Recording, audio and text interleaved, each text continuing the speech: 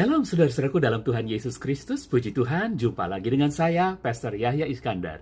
Pada video yang lalu, kita sudah membahas tema nasib manusia sesudah meninggal, chapter yang pertama. Dan kini dalam video ini, kita akan meneruskan tema nasib manusia sesudah meninggal, chapter yang kedua. Nah, saudara-saudaraku yang dikasihi Tuhan, pada video pertama, kita sudah coba membahas nasib manusia sesudah kematiannya, namun baru dalam taraf menyoroti apa kepastian satu-satunya bagi setiap manusia yang masih hidup. Dan ternyata kepastian satu-satunya bagi manusia yang masih hidup adalah kematiannya. Dan sekarang, mari kita lanjutkan pembahasan kita dengan lebih dulu membaca sebuah ayat dalam Ibrani 9 ayat 27. Ibrani 9 ayat 27. Dan sebagaimana manusia ditetapkan satu kali harus mati, kemudian sesudah itu dihakimi. Ayat ini jelas sekali memberitahu bagaimana nasib setiap orang sesudah kematiannya. Orang itu akan menghadapi pengadilan untuk dihakimi. Perhatikan gambar ini, saudaraku. Lukisan ini serupa dengan lukisan sebelumnya tentang pengadilan tahta putih, namun yang kelihatan hanya satu orang yang sedang diadili. Karena memang setiap orang satu persatu akan diadili. Nah, tetapi yang jadi pertanyaan kebanyakan orang adalah, siapakah yang akan menghakiminya? Siapakah yang akan menghakiminya? Mungkin selain orang Kristen, ada yang mempercayai bahwa Yesus Kristus akan menjadi hakim pada pengadilan di akhir zaman. Tapi saya tidak akan membahas kepercayaan yang lain. Sebab video ini hanya akan membicarakan iman Kristen. Jadi kita kembali saja kepada pertanyaan, siapakah yang akan melaksanakan penghakiman itu? Itu pertanyaan pertama.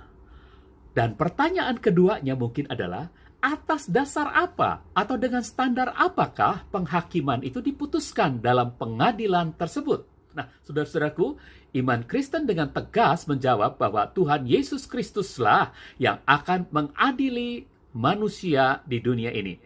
Perhatikan gambar ini, saudaraku. Lukisan ini juga sama dengan lukisan-lukisan sebelumnya. Bedanya di sini kita melihat jelas sekali Tuhan Yesus Kristus duduk di tahtanya yang tertinggi sedang mengadili manusia tersebut. Nah, saudara-saudaraku, sebenarnya untuk membuktikan hal ini ada beberapa ayat pendukung. Namun kita hanya akan mengutip satu saja, yaitu dari 1 Petrus 4 ayat yang kelima. 1 Petrus 4 ayat yang kelima. Namun mereka harus memberi pertanggungjawaban kepada Dia yang siap menghakimi orang yang hidup dan yang mati. Saudara-saudara, kata Dia dalam ayat ini maksudnya adalah Tuhan Yesus Kristus. Nah, hal ini dapat saudara telusur, periksa, buktikan dari konteksnya, terutama dari 1 Petrus 4 ayat yang pertama. Saudara akan dapatkan itu, bahwa Dia adalah Yesus Kristus. Nah, ini adalah jawaban bagi pertanyaan yang pertama. Lalu mengenai pertanyaan yang kedua, apa standar, apa dasar dari penghakimannya? Saudaraku, ternyata standar yang dipakai Tuhan untuk menghakimi manusia adalah apakah manusia itu menerima atau menolak Yesus Kristus sebagai Tuhan dan Juru Selamatnya. Saudara, ini bukanlah standar yang dipaksakan. Ini tidak Tuhan paksakan secara otoriter. Justru standar ini dasarnya adalah kasih Tuhan yang sempurna, yang selalu Dia tawarkan kepada setiap manusia. Bayangkan, Tuhan yang Maha Kuasa rela menjelma menjadi manusia. Lihat gambar kandang dan palungan ini. Inilah saat di mana Tuhan yang Maha Kuasa itu menjelma menjadi bayi kecil dalam asuhan Maria dan Yusuf demi menjadi sama dengan kita manusia. Kemudian sesudah dewasa, Dia juga rela berkurban sampai mati di kayu salib demi menebus semua manusia yang berdosa. Lihat gambar ini, saudaraku. Ini adalah lukisan Yesus, Tuhan yang menjadi manusia, ketika rela menanggung penderitaan yang sangat hebat demi menjadi kurban tebusan untuk menebus kita manusia dari dosa. Jadi sekali lagi, standar penghakimannya adalah siapa yang menerima Yesus Kristus sebagai Tuhan dan Juru Selamatnya, dialah yang berhak masuk surga. Sebaliknya, siapa yang menolak, dia akan masuk ke neraka. Nah, mengapa orang itu masuk surga? Sebab namanya pun tertulis dalam kitab kehidupan.